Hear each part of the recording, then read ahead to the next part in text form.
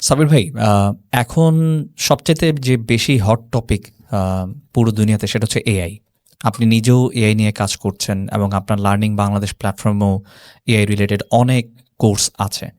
তো এটার ব্যাপারে যদি একটু বাস্তবসম্মত যদি কিছু বলতেন। আচ্ছা, ফার্স্ট থিং ফার্স্ট, যে এআই মানে যে কোনো সেগমেন্টকেই ডিসেন্ট্রালাইজ করে দিছে, এটা শুরুতে একবার বলছিলাম। এখন ব্যাপারটা হয়েছে কি, যে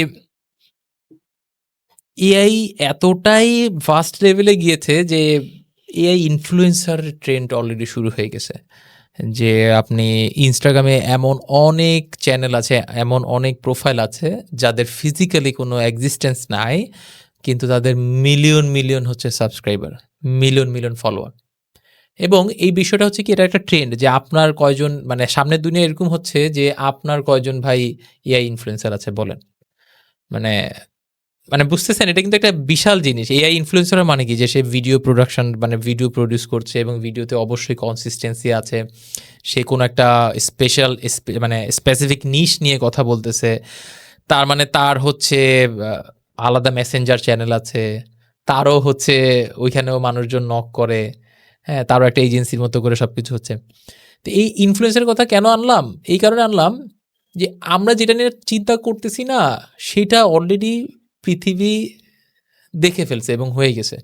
মানে ইন টার্মস অফ, আপনি যদি এআই চ্যাটবটের কথা বলেন, যে আপনার বিজনেস আছে, আপনি চাচ্ছেন যে কাস্টমার সাপোর্টকে আপনি সার্ভিস দিবেন, মানে এবং একদম হিউম্যান টোনে বাংলাতেই খুব ভালোভাবে, সেটা কিন্তু আপনি নিজে বসেই হচ্ছে অটোমেশন ফ্লো করে ফেলতে পারতেছেন। আপনার একটা ল্যান্ডিং পেজে লাগবে, আপনি ধরেন উইদিন 5 মিনিটসের মধ্যে আপনি ল্যান্ডিং পেজ বানায় ফেলতে পারবেন। ইভেন যদি আপনি এটা 5 মিনিটসের জায়গায় 15 মিনিটস, 30 মিনিটস, ইভেন 1 ঘন্টা সময় দেন, সেই ক্ষেত্রে ওই ল্যান্ডিং পেজ অন্য লেভেলের ভালো হয়ে যাবে। আপনি ইভেন প্রোডাক্ট বানাইতে পারতেছেন।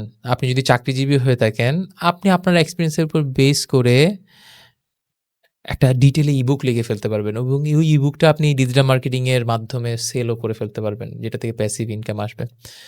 ইভেন যাদের এআই এর থেকে, এআই এর কারণে চাকরি চলে যাচ্ছে, হ্যাঁ, আমরা তো এটা ভাবতেছি না যে চাকরি চলে যাচ্ছে, কিন্তু চাকরি চলে যাওয়ার পর ওই মানুষটা করবে কি, সেটা কিন্তু আমি চিন্তা করতেছি না। ফর এক্সাম্পল, যে ধরেন আমার এখন একটা আইটি কোম্পানি, আমার এখানে আগে 50 জন চাকরি করতো, এখন এআই আসার পর আমি কোপ আপ করতে পারতেছি না।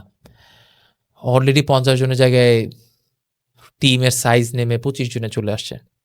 তো বাকি 25 জন যে বের হইলো, ওরা বের হয়ে কিন্তু প্রথম যেই কাজটা করবে ওদের মধ্যে থেকে, যে ওদের যেখানে এক্সপিরিয়েন্স আছে সেইটা নিয়ে তারা কাজ শুরু করবে। ধরেন আমি আইটিতে সার্ভিস দেওয়া শুরু করতাম, ওরা কিন্তু সার্ভিসই দিবে। বুঝছেন? তার মানে কি, যে আমি কিন্তু আমার কম্পিটিটর শুধু যে এআই তা না, আমার যে এমপ্লয়িদেরকে আমি স্যাক করে দিছি, তারাও কিন্তু আমার কম্পিটিটর হিসেবে চলে আসতেছে, তাই না? আচ্ছা।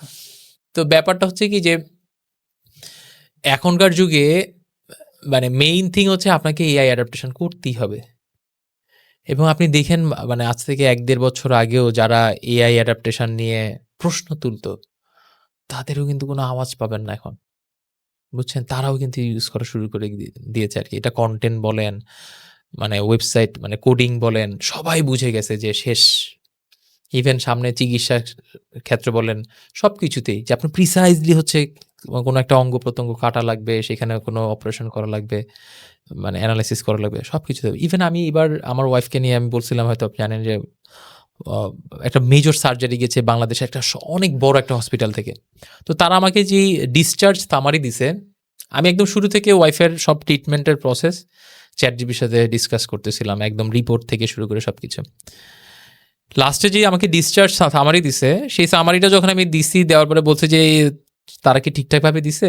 সে বলছে না, ঠিক দিছে, কিন্তু বলতেছে আরো বেটার ওয়েতে হইতে পারতো, এই জিনিস আনতে পারতো, এরকম করে যদি তারা লিখে দিত, তাহলে তোমার বিদেশের ট্রিটমেন্টের জন্য তোমারটা আরো ফ্রুটফুল হইতো। তো দেখেন, ব্যাপারটা হচ্ছে কি, যে বাংলাদেশে এখনো এই জিনিস এখনো আসেনি। তার মানে কি দেশের বাইরে করে না? নিশ্চয়ই দেশের বাইরে অলরেডি এগুলো অ্যাডাপ্টেশন করে ফেলছে এবং এটা কিন্তু কোনো বিষয়ই না। হ্যাঁ, তো আমরা জাস্ট চিন্তা করে দেখেন, আমরাও যে কাস্টমারকে সার্ভিস দিচ্ছি, আমরা কতটুকু কাজ করতেছি। ইভেন আমি যে বলতেছি এত কথা, আমাদের যে ৯০,০০০-এর মতো লার্নার, এদেরকেও কি আমরা, এনাদেরকে কি আমরা নিয়ে আসতে পারছি কিনা এআই এর আন্ডারে? যে কার কবে বার্থডে, কার কবে জন্মদিন, তাদের কাছে অটোমেটিক উইশ যাচ্ছে কিনা, তাদের কাছে একটা ফ্রি ইবুক চলে যাচ্ছে যে ভাই আপনার জন্মদিনের উপলক্ষে আজকে আমরা একটা ফ্রি ইবুক দিলাম। ঠিক আছে? এগুলা কিন্তু আমরা মানে আমরাই করতে পারতেছি, মানে এখনো শুরু করি নাই। কিন্তু এগুলো আমরা শুরু করিনি দেখে পৃথিবী যে শুরু করে নাই তা কিন্তু না। পৃথিবী শুরু করে তারা সবাই এখন হয়তোবা রিল্যাক্স মুডে চলে গেছে। হ্যাঁ? যে সব কাজ করতেছে এআই, আমি চিল মোডে থাকবো এরকম। তো আমার কথা হচ্ছে ভাই যে অ্যাডাপ্টেশন করতে হবে। এটার কোনো আর বিকল্প নাই।